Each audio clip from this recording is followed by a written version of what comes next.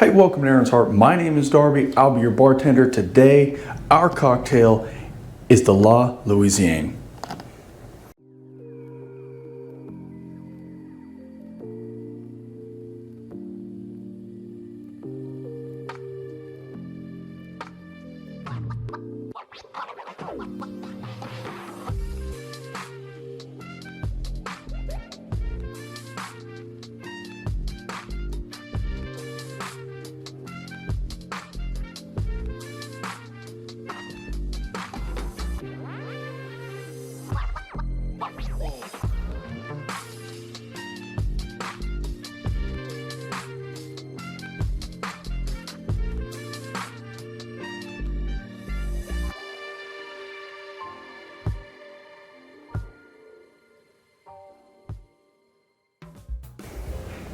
All right, Louisiane. It is a, sorry, there's a bunch of thunder. We're like having a storm here. So yeah, that's a thing. You might hear that in the background. Anyway, the Louisiane is an interesting cocktail, right? It's one that takes a lot of inspiration. Obviously, it's a deep South Louisiana cocktail, right?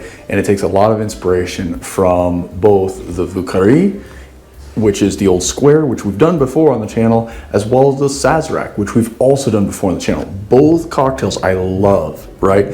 Now, I have never tried a Louisiane, but I love all the ingredients that are in it.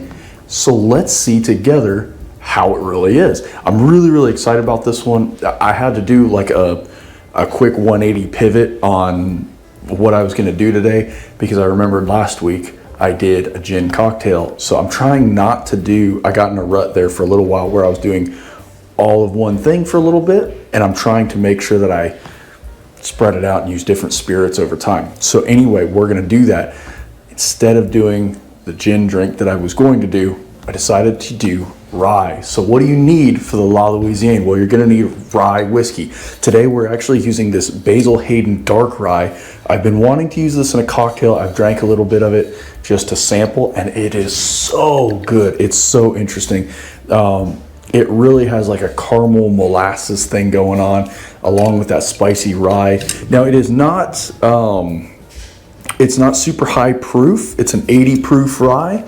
So, you know, it's not like our Rittenhouse that we like to use around here, but it should stand up really well because it does have quite a few very, very strong flavors in it. You're going to need sweet vermouth. We're using this D.O.M Vermouth de Chambray, which is a rogue or red sweet vermouth. It's fantastic. If you can't get this, there's Martin and Rossi. There's all kinds of them. This is just what was readily available here because I ran out of my standard Martin and Rossi. You're going to need our odd boy out today, right? This cocktail has two fairly expensive ingredients in it. One of them is this. This is D.O.M Benedictine. It is a fantastic little liqueur. There's a lot of history here. If you're interested in liqueurs and like the monks behind a lot of them, like this is one from a monk or from a group of monks, as is Campari and Luxardo, I believe, has some history there as well. Some of those maraschino liqueurs do. Go look at some of the history of this stuff. It's pretty interesting. You're also going to need, of course, because it's Louisiana, right? It's the deep South, Pechaud's bitters, right? The last thing you're going to need, which is a big, so this is, the D.O.M Benedictine is French, right? It's from France, as is this. Now this is vermouth, this is a St. George, or I'm sorry, this is absinthe, right? Our vermouth is Italian that we're using today. So normally I use my other one, which is an American. But this absinthe is St. George absinthe. It is a green absinthe. There are several different kinds. Buy these small bottles. Unless you're drinking this regularly, just buy small bottles.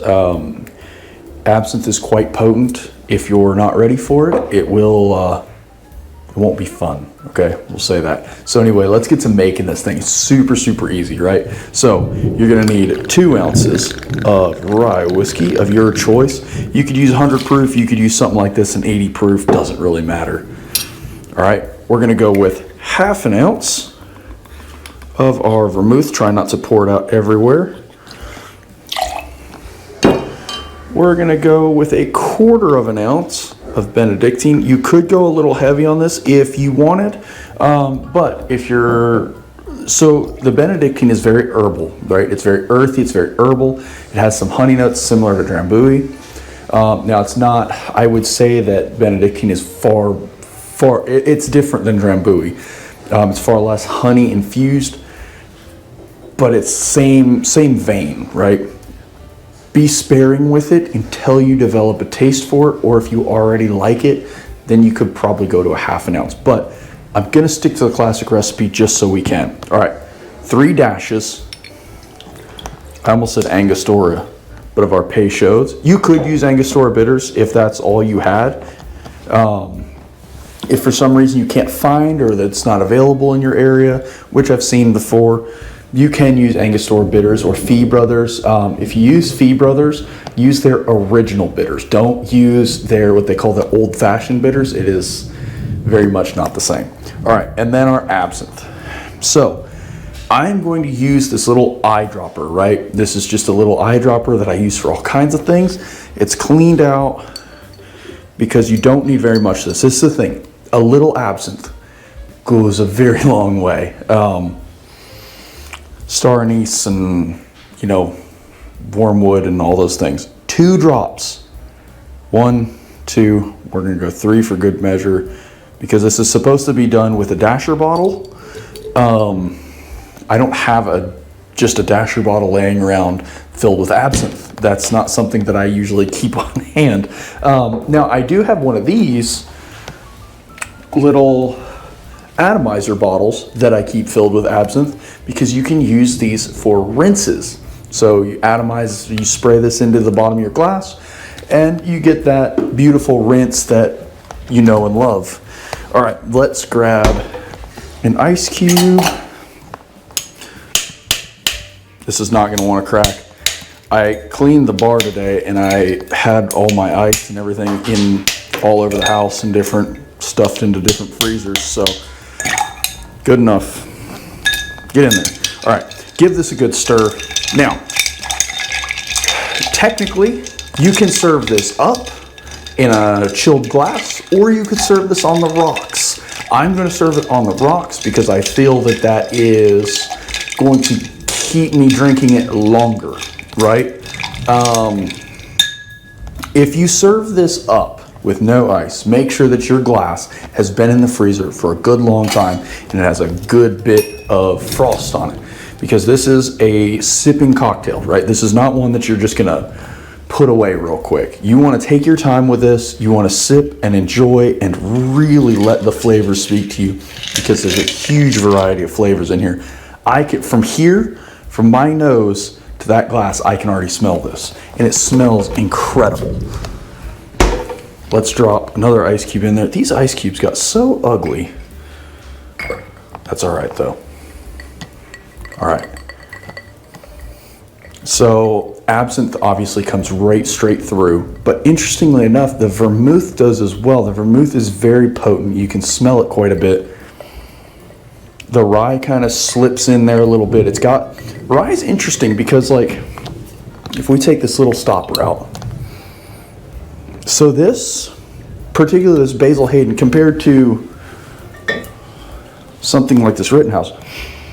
So this Rittenhouse almost just smells like pure alcohol, right? I mean, it's 100 proof rye. It smells like rye whiskey.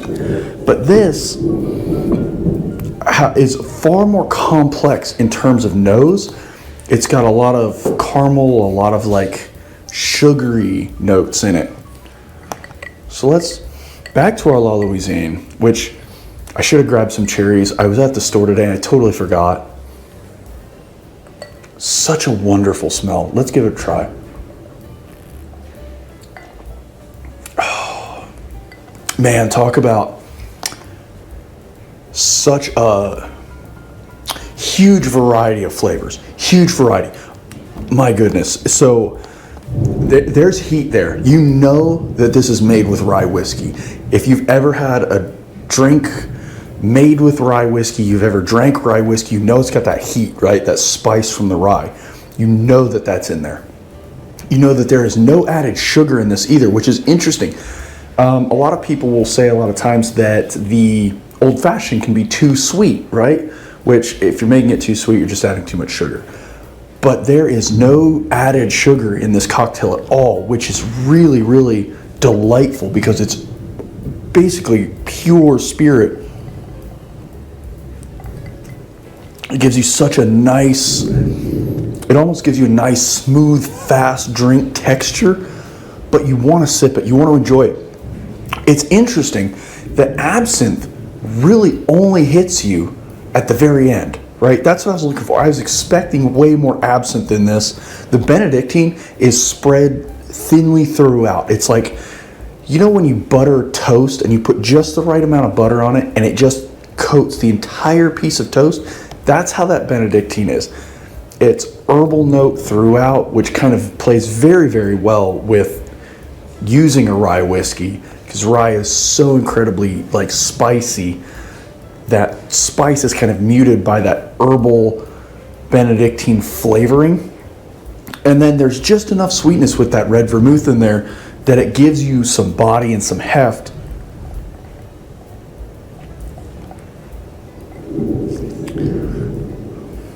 I almost think that the bitters get lost a little bit.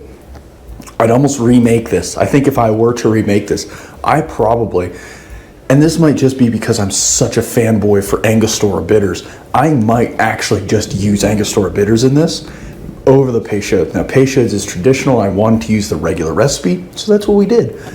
But I personally want that extra little oomph that the difference between Pechauds and Angostura is night and day. They're not even close. Maybe I would just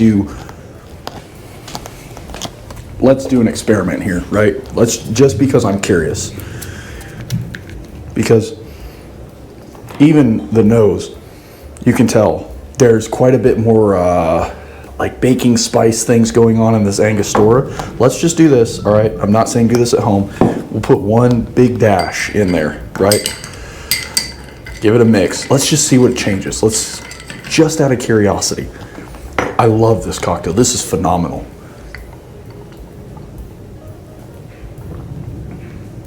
Yep, see, and that changed quite a bit. It added another little layer of intrigue to it. I don't know though. I think maybe they had it right. Maybe this cocktail from, you know, the late 1800s that's been around for a long time, maybe it was right. Maybe you don't need this. Maybe I'm just crazy. But anyway, why don't you give it a try? Try it both ways. That means you get to have two cocktails. Anyway, thank you guys so much. Try the La Louisiane. It is a phenomenal cocktail that very much combines elements from so many good cocktails into one glass. This is a phenomenal one, especially for today. It's a stormy day outside here in Florida, and I think I'm going to enjoy it. Wow, that's a lot of thunder. I think I'm going to enjoy it with this cocktail. Thank you guys so much. Remember to do all the YouTube things, like, comment, share, subscribe, to all those things to help me keep growing here on the channel. I really appreciate every single one of you. Remember, don't drink and drive, drink responsibly, tip your bartenders. We'll see you guys in the next video. The next video, I'm just gonna spoil it right now, is the Clover Club. And just be ready, it's phenomenal. I love the Clover Club. So it's one that I really wanted to do today, but I wanted to do something darker. Thank you guys so much. Have a wonderful rest of your day. Have a cocktail, share this with somebody who you think needs a cocktail. And remember, please don't drink and drive. It really is important, especially here towards the end of the summer.